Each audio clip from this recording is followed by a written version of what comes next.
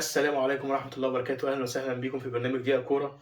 النهارده هنتكلم على آخر يوم في دوري المجموعات، وطبعا وانقلاب الطاولة على فرق ومنتخبات كتيرة كان المتوقع إن هي اللي تصعد، ولكن لم يحالفها الحظ. النهارده كان في ماتش البرازيل والكاميرون، وطبعا غانا والأوروجواي، وطبعا كوريا الشمالية والبرتغال. طبعا الماتشات كان من المنتظر منها أداء نتيجة معينة علشان منتخب يصعد. مثلا الكاميرون والبرازيل كان المفروض الكاميرون تصعد. لو كسبت البرازيل طبعا بعد النظر لمواجهة صربيا وسويسرا، كنا محتاجين سويسرا انها تتعادل او حتى تخسر علشان الكاميرون ترافق البرازيل، ولكن لم يحالف الحظ الكاميرون. اول ماتش كان البرازيل والكاميرون، الكاميرون كسبت 1-0، ومباراة للتاريخ. السامبا كانت عندها الامكانية اللي تقدر تاخد العلامة الكاملة 9 بونت من 3 فوز، ولكن الكاميرون أبت وفازت على البرازيل 1-0. الماتش التاني كان سويسرا وصربيا، وسويسرا كسبت 3-2 لترافق البرازيل لدور ثمن النهائي.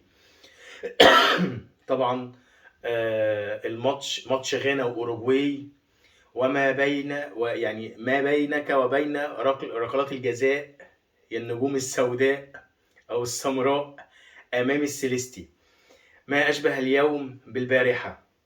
برضو في كاس العالم اللي فات تقريبا او اللي قبله، لا من 12 سنه، من 3 كاس عالم. برضو كان في جيان اساموا ضيع ضربة جزاء كان ممكن تغير مسار التاريخ ومجرى التاريخ، ولكن لم يحالفه الحظ وضيع ضربة جزاء وخرجت غانا.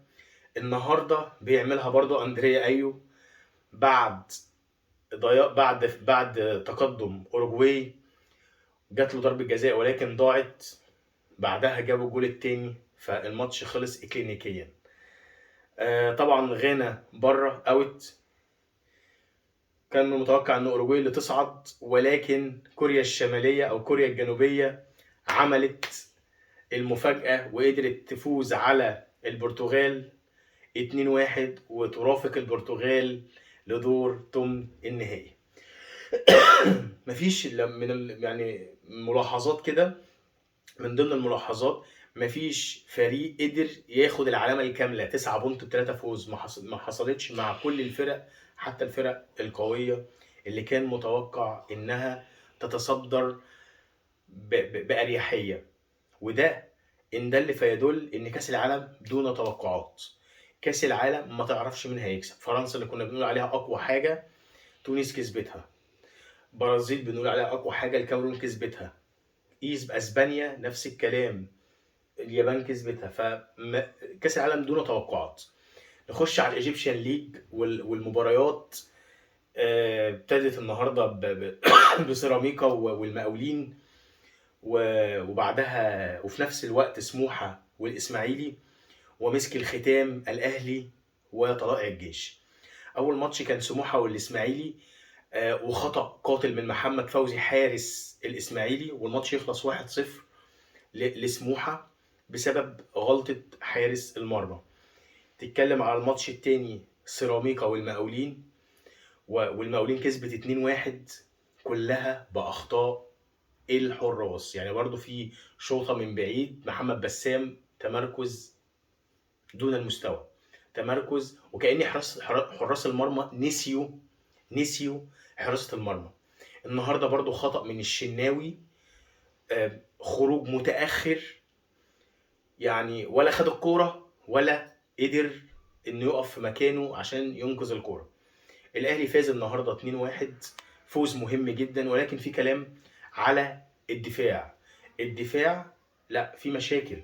انت النهارده دخل فيك جول اتلغى، اتحقق دخل فيك جول واتلغى، دخل فيك جول واتحسب. ما تيجي تتكلم على الفرص المحققة للجيش، الفرص المحققة للجيش كانت كان في فرص على الأهلي، فلا الدفاع محتاج وقفة من كولر. أكرم توفيق قدر طلائع الجيش يجيب الجول من ناحيته، قدر يغلط أكرم توفيق في كتير من الكور. كل الاختراقات جات من ناحية أكرم توفيق، زي ما أشدنا بأكرم توفيق النهاردة من لومو. تعال نتكلم على برونو سافيو، الجولين منه عرضية نموذجية حطها أحمد عبد القادر ببراعة، ولكن طبعا والجول الثاني كان برضو منه ضربة جزاء، والأهلي يفوز ويتصدر بفارق 4 بونت. وبكده تكون انتهت حلقتنا، والسلام عليكم ورحمة الله وبركاته.